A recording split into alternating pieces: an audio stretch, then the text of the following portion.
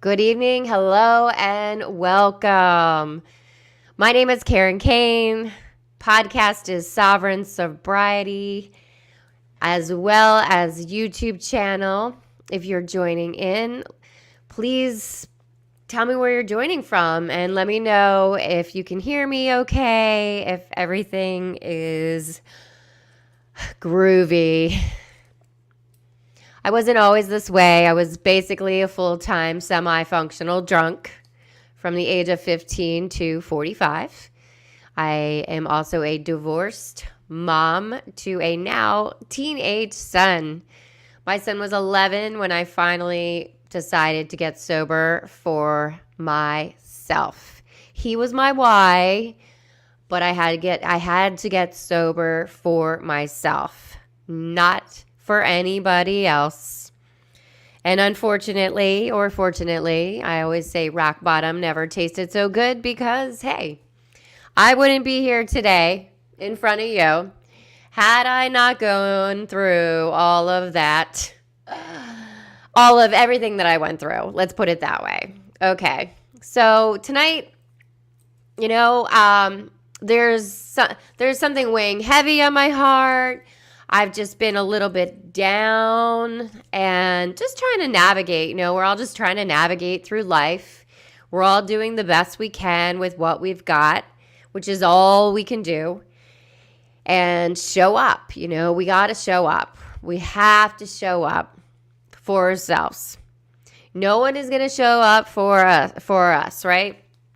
So tonight, and so with this all going on in my life, where I feel like, I'm a little bit depressed. I have a little bit of heavy heart, waiting on, an outcome or how someone's doing. And, it's a little, it's, brings that energy down. And I know that when, alcoholics are like that, most likely the best time to go to a meeting is when you're feeling that way. The time you don't want to go to a meeting. Now, just to share a little bit about my story, and everyone's on their own journey. They're having their own story, but it took me 3 times to finally, really get sober, and thank God I finally did. And what was the difference this time? Well, I did do it for myself, and I did 90 meetings in 90 days. I actually really plugged into AA meetings, which is I never really did that before. I thought maybe 1 meeting a week was going to do it without a sponsor, without, hanging out with sober people. I was still running the race around the things that I always did before. And I always say, if you want something different, you got to do something different. And it's really as simple as that. It really is. And honestly, it all is. Life's pretty simple. We overcomplicate it. Our brains overcomplicate everything. Which gets me to tonight. It's late. My contacts, I've cried today. My contacts are like totally fogged up. I need to take them out. So I have my reading glasses on so I can read this little meeting, AA meeting in a pocket. And then somebody gave this to me. They gave me this whole little packet. And this was in the beginning of my sobriety of this last round 3. And it was the very, very beginning. But actually, I think I had met, I went to this meeting in the middle of the day in this church, and it was pretty crowded. It was mostly older people. And when I walked in, I think, or somebody knew I was new, they gave me this whole packet of goodies to read. And one of the things is this AA meeting in a pocket. And so I just want to read some. Maybe you've never been to a meeting before. Trust me, when I didn't want to go to a meeting. Nobody wants to go to an AA meeting, honestly. Even if you made friends and all the things, do you really, really want to? Trust me. So if you've never been, I get it. It could be intimidating, scary. What is going to happen? Well, nothing's going to happen to you. You shouldn't be scared. And honestly, you might really find out that this might be the most comfortable place that you could actually be in when you're still drinking and you want to quit. You have to really want it, and you have to do it for you. And it's going to take work, and you're going to change your life if you want to get it. So meeting makers make it. That's another one of the sayings. Meeting makers make it. So I figured, I haven't actually, once COVID hit, I don't think I've really, I haven't been to an AA meeting. Yeah, once COVID hit, things changed. I did a couple online. I was a guest speaker online at one, but I found other outlets that yoga, spirituality, cold dipping, and different communities that which do have a lot of sober people in them. And so I've definitely kept with a tribe, but kind of like done a little bit of different adventures, you know. I like change. I like change. And so I got to switch it up. And I also started working on the nights that was my home group, kind of like my favorite group. So it is what it is. Life changes. We change. Everything's changing. Nothing is permanent. Everything's temporary. Nothing's permanent. So let's go. I'm going to just read a little bit to you guys. And, maybe if you've never experienced a meeting, this will be a little mini meeting by Karen Kane. So welcome. It is, whatever you want to make of this right now, whatever you take out of this right now, hopefully I help one person with this, at least one person with this video, this live. Okay, so the preamble, AA preamble. Alcoholics Anonymous is a fellowship of men and women who share their experiences, strength, and hope with each other that they may solve their common problem and help others to recover from alcoholism. The only requirement for membership is a desire to stop drinking. There are no dues or fees for AA membership. We are self-supporting through our own contributions. AA is not allied with any sect, denomination, politics, organization, or institution. Does not wish to engage in any controversy, neither endorses nor opposes any causes.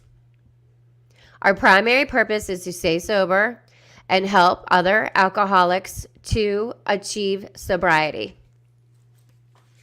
That's the preamble.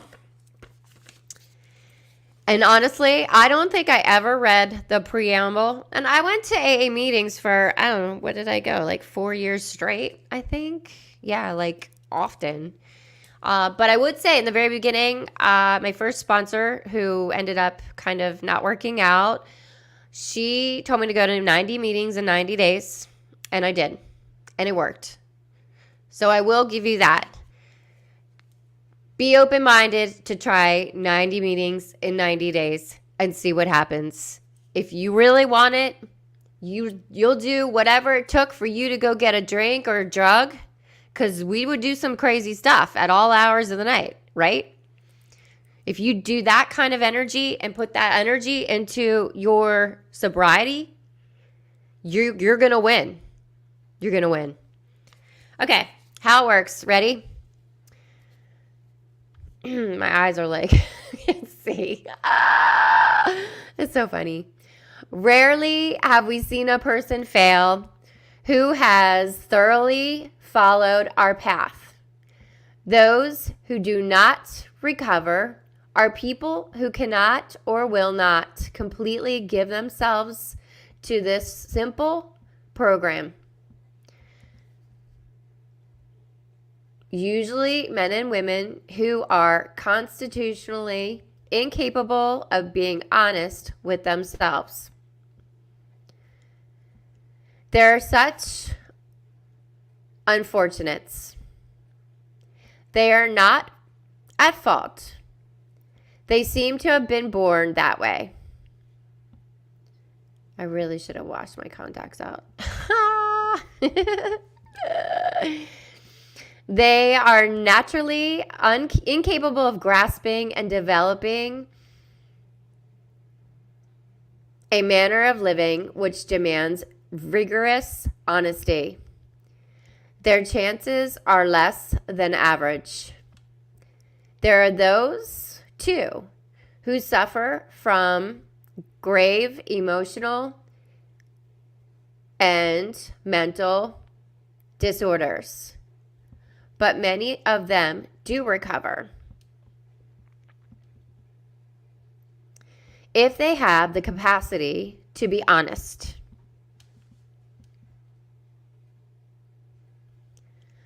Our stories disclose in a general way what we used to be like, what happened, and what we are like now.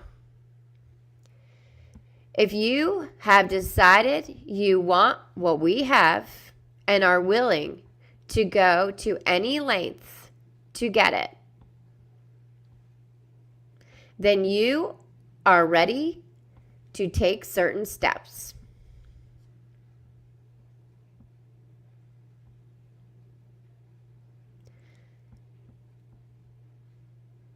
At some, wait,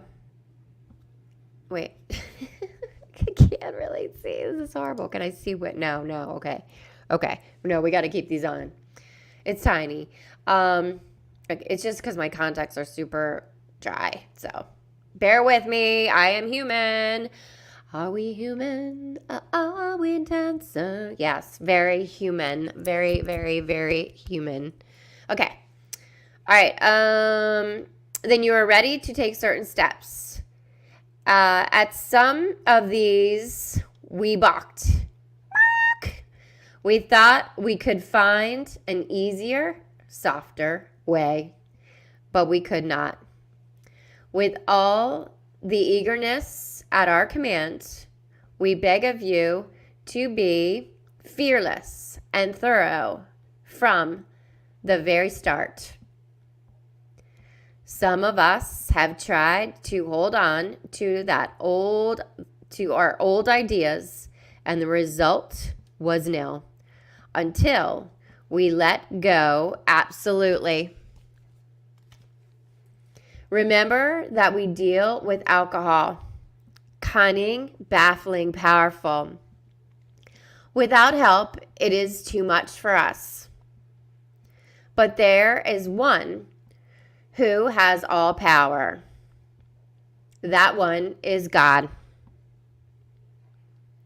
May you find him now. Half measures availed us nothing. We stood at the turning point. We asked his protection and care with complete abandon.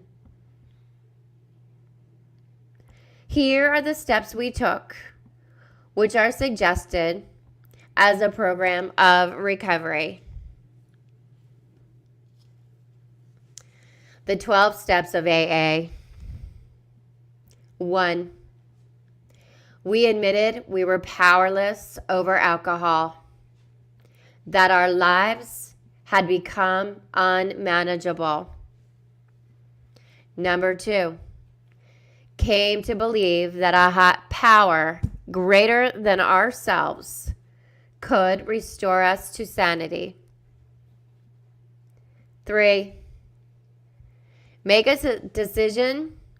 decision to turn our will and our lives over to the care of God as we understood him. 4. Made a searching and fearless moral inventory of ourselves. 5, admitted to God, to ourselves, and to another human being the exact nature of our wrongs. Sorry, my eyes are so dry. Okay, number 6. We're entirely ready to have God remove all these defects of character. 7, humbly asked him to remove our shortcomings. Gotta turn the page. 8, made a list of all persons we had harmed and became willing to make amends to them all. 9, made direct amends to such people whenever possible, except when to do we would injure them or others. 10, continue to take personal inventory, and when we were wrong, promptly admit it. 11, sought through prayer and meditation, so that's prayer and meditation, to improve our conscious contact with God as we understood Him, praying only for knowledge of His will for us and the power to carry that out. 12, having had a spiritual awakening as a result of these steps, we tried to carry this message to alcoholics and to practice these principles in all of our affairs. Many of us exclaimed, "What an order! I can't go through with it." Do not be discouraged. No one among us has been able to maintain anything like perfect adherence to these principles. We are not saints. The point is, we are willing to grow along spiritual lines. The principles we have down are guides to progress. We claim spiritual progress rather than spiritual perfection.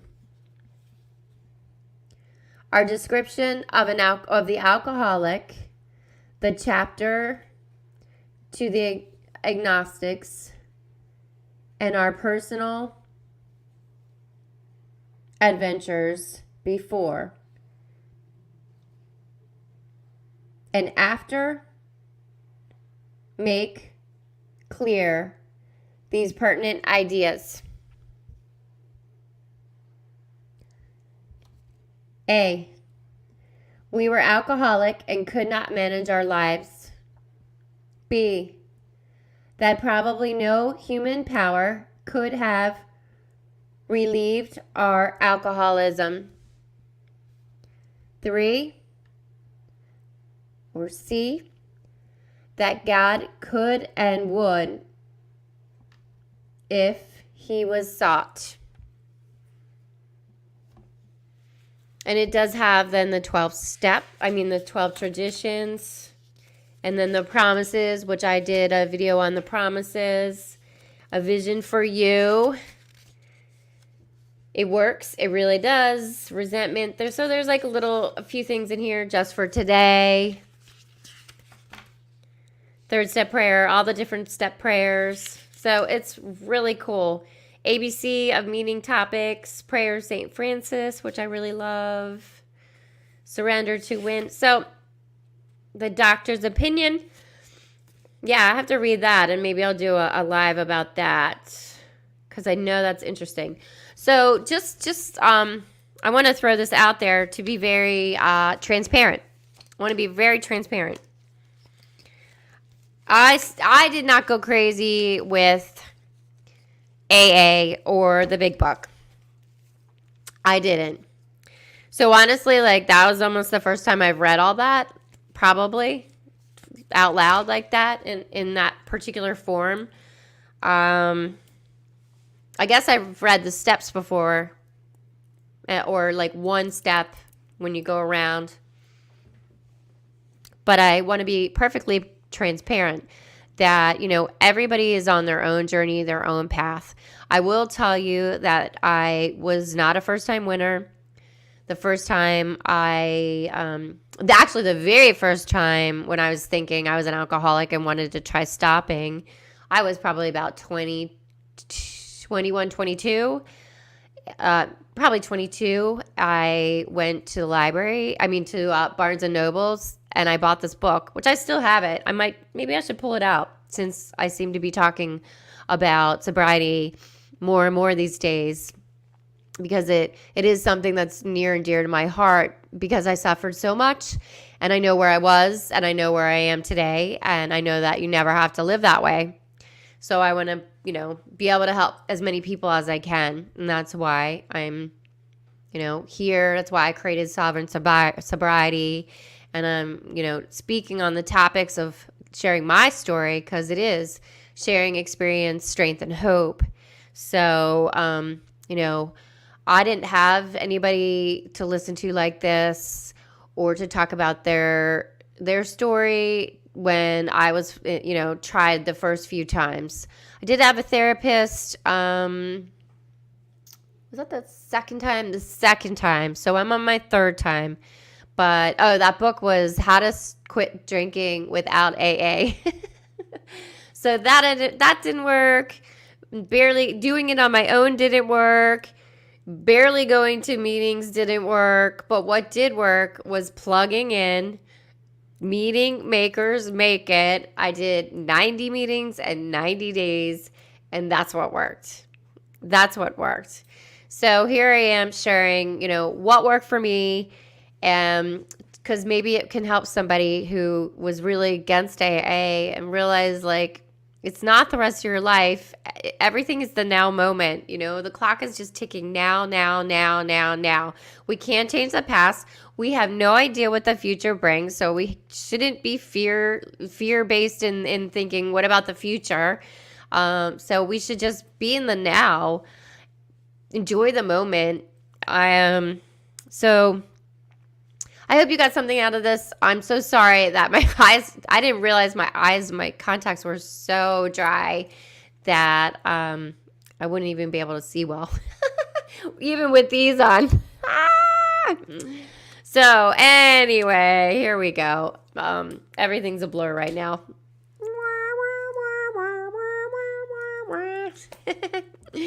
Make sure you sign up for newsletters written for you.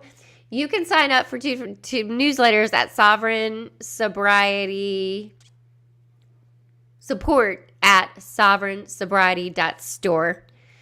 You can sign up for newsletters there. If you like this video, make sure to like, subscribe, click the bell to receive notifications when I go live or I upload a new video. And so thank you. I got Instagram, YouTube, Facebook, all going on. Plus Anchor, which is where I host my podcasts. But you can also find it on Spotify, Google. There's a bunch that you can find it on. So Sovereign Sobriety is the podcast. Thank you so much. Thank you for your support, for being here. Again, my name is Karen Kane. Peace, love, and namaste. Be well. Bye.